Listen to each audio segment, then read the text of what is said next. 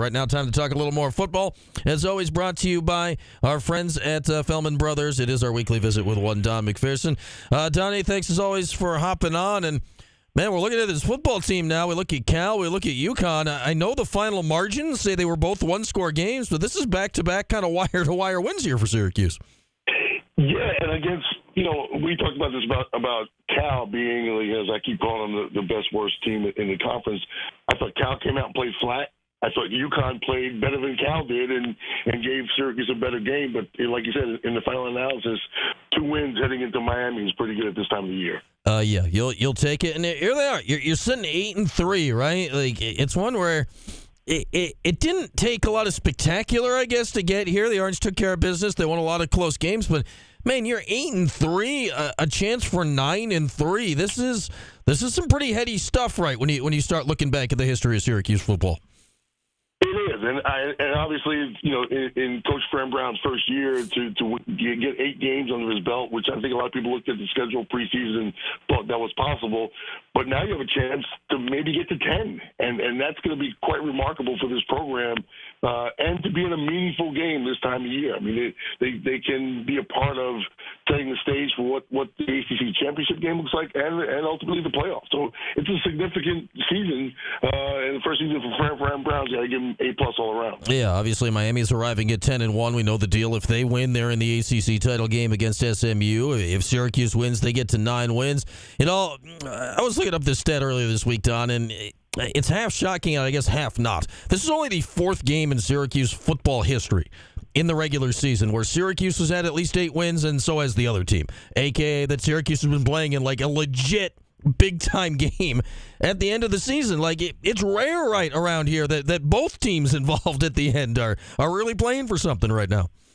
It's a very interesting stat. And as you were saying, I was kind of going through the Rolodex of the seasons, and you're right that this late in the season to have that many wins under your belt is kind of unique for Syracuse. And in this era of playoff, to be in the mix still, in other words, to be playing a game that now the national audience is paying attention to. It's been a long time since Syracuse has had a football game this late in the season that the national audience is really paying attention. Yeah, I look at this season, and Syracuse is 8-3, and Fran was talking about rankings the other day, and you can tell he's like annoyed they're not ranked while simultaneously not caring because it's not number 1, which is the main thing he cares about. It's kind of a funny tightrope he's walking, but I kind of get how it gets here, right? You talk about national watching, like 2 of the 3 losses were their 2 weeknight primetime games that people were watching. When you look at Stanford and you look at Pittsburgh, like those are the 2 games I would bet a majority of the voters out there saw, which is not going to play well. You got a chance here this week, right, Don? You're playing Miami. This game matters. Like, if people see Syracuse play well on Saturday, like we know the deal here, right? Nationally, it feels like this is your best chance in a really, really long time to show something. It is, and I'm a pollster for the National Football Foundation poll, and we only do the top 16. And what's been difficult for Syracuse to move up is first of all, if you're not ranked in the beginning of the season, it's hard to get in. Yeah. Because just the usual cast of characters, they run the table, but what's happened this year that's kept schools like Syracuse out of the top 25 has been late games losses by Alabama and Ohio State and others who have lost games, later in the season, and they're not going to drop out. Right? Georgia's not going to drop out of the top 20. They're just going to move down and push other schools out, and so like Indiana stays in because they're undefeated. And so it's been harder for Syracuse to move up. But you're exactly right. Those losses, probably the toughest loss that they faced for both McCord's and the program this year was that Thursday night against Pitt, right? Because they were the only show. Everyone in the country tuned in to see this hot team, hot quarterback, and it was really a disaster. And so that was tough because that's the last time people turn their heads and they don't look back until you do something to wake people up. And so here they have their shot to wake people up. Unfortunately, it's going to be in the finale of the season. Yeah, I'd say if you play 3 straight games on the CW is the kind of the equivalent of a tree falls in a forest. Nobody is like, okay, that's it. Yeah, we were nationally televised. Sure, you were. That's nice. That's nice. Right. We got Don McPherson with us, brought to you by Fellman Brothers here. And, you mentioned McCord here, Donnie, and he's putting up an all-timer season. He's going to have any and every meaningful Syracuse single-season passing record before the game is done on Saturday, and probably before the first quarter is done. He needs one more touchdown pass to have that. He's already got completions and yardage. He'll be over 4,000 yards, maybe 2 or 3 passes into the game on Saturday. How do you put into perspective, historically at Syracuse, the kind of season he's having?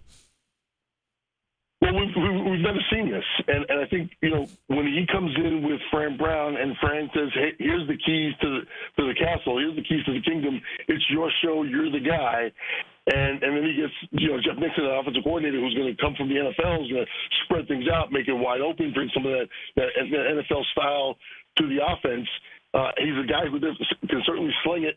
He's got nothing to lose, and we've never had that. A guy who was here for 1 year with a brand new program. Again, Fran Brown being new, the offense being new, the conference is new, so a lot of new opponents. There wasn't a lot of film on Kyle McCord and the Syracuse offense. Yeah. So it's hard to prepare for something you have a lot of background on.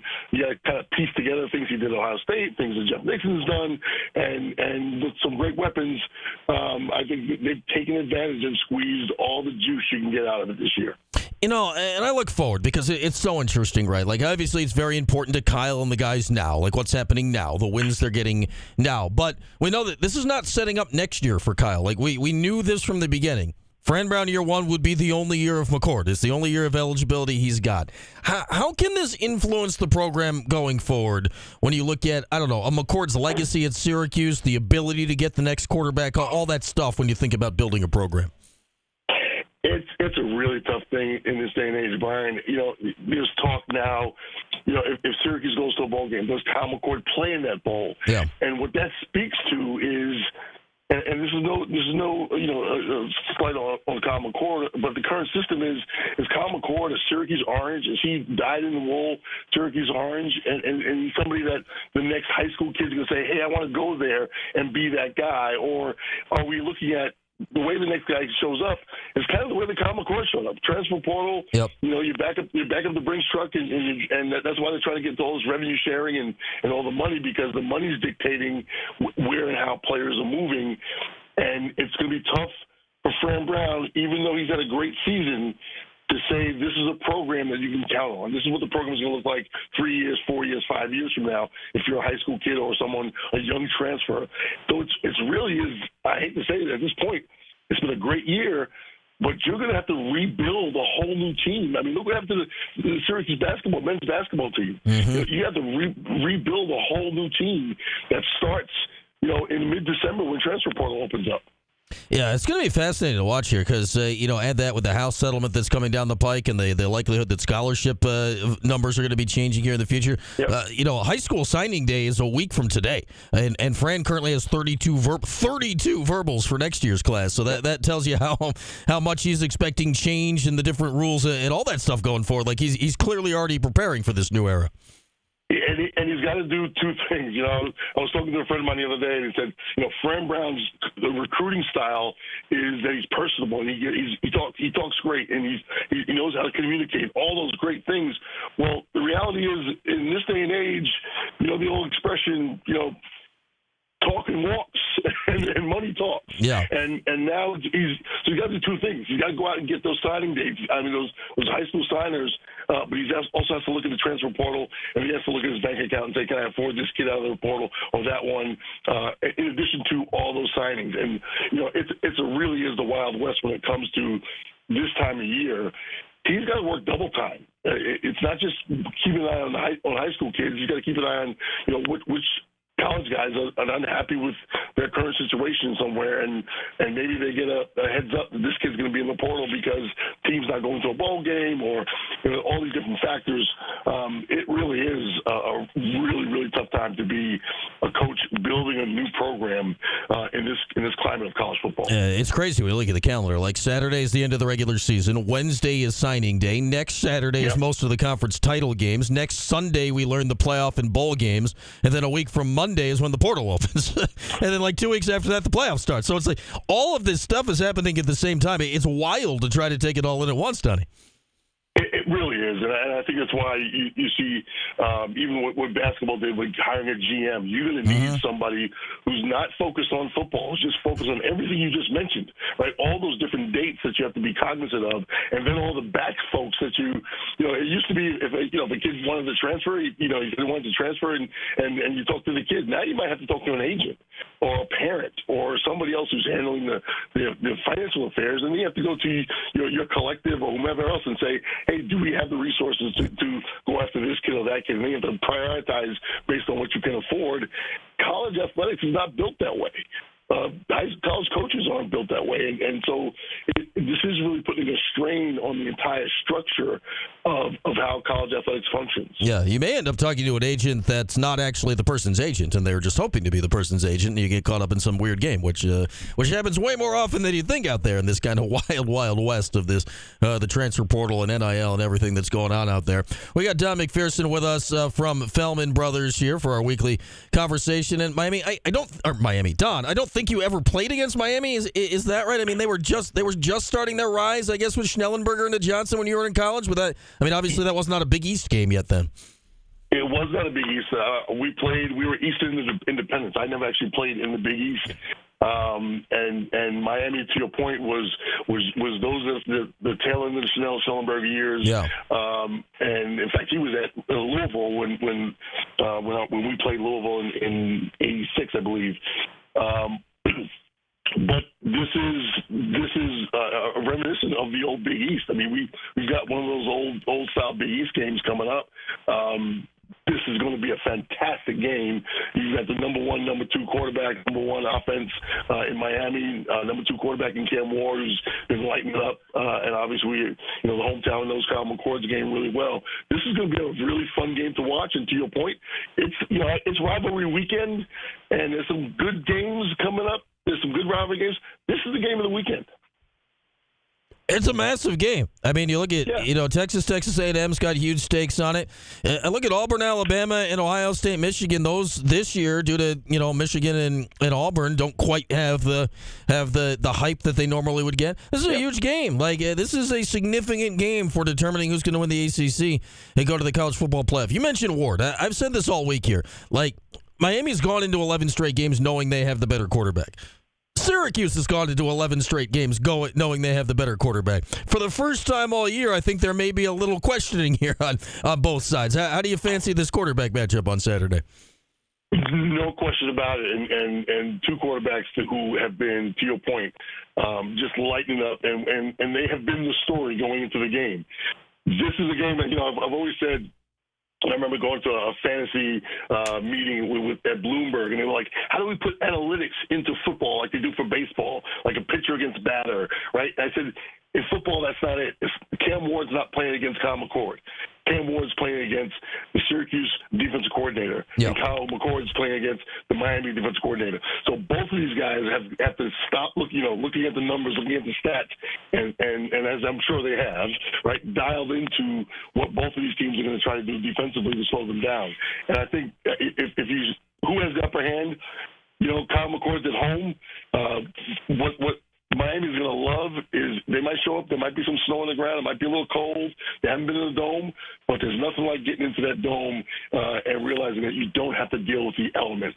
And I think both of those teams are going to – I think Miami might get a little boost from that, realizing that they don't have to deal with the elements and they can let the entire offensive playbook, shine. So I just think it's going to be a lot of fun to watch. I think defensively, Miami's probably a little bit better on defense. They've got a little bit more balance on the offensive side of the ball. And so but Syracuse is home, and they you saw how they started last week against UConn. They know what they can do. They know the environment. They know the lights. They don't have to get used to anything. And so it's going to be a really interesting game to see who gets the fast start. Yeah. And just one last thing about Miami is they've had to come back a bunch this year. Mm-hmm. They don't start very fast, and Syracuse tends to start a little bit quicker. So it's going to be interesting to see who gets the quicker start. Yeah, this is a game where I don't know if either defensive coordinator is going to be sleeping all that well this week with what they got to deal with, right? That's exactly right. There's just so much to look at and so many weapons on both sides. It's not just one-dimensional. They're both quarterbacks spread the ball around a fair amount. All right, Tony, always great to chat. Happy Thanksgiving to you. What do you got rocking for Thanksgiving tomorrow? A little turkey, a little stuffing? What's the play for Don McPherson? Very, very low-key Thanksgiving, just how I like it. Okay, there we go. Gravy on everything. Yeah. That's what I just tell everybody. Get a slice of pie, and then you'll have a good day. All right, man. Happy Thanksgiving to you. Thanks as always, Donnie. We'll talk next week once we find out how this one goes. All right, happy Thanksgiving, Brian. There he goes, our guy Don McPherson, brought to you, as always, by Feldman Brothers. We'll take a break here in this hour, brought to you by William Attar. Hurt in a car? Call William Attar at 444-4444.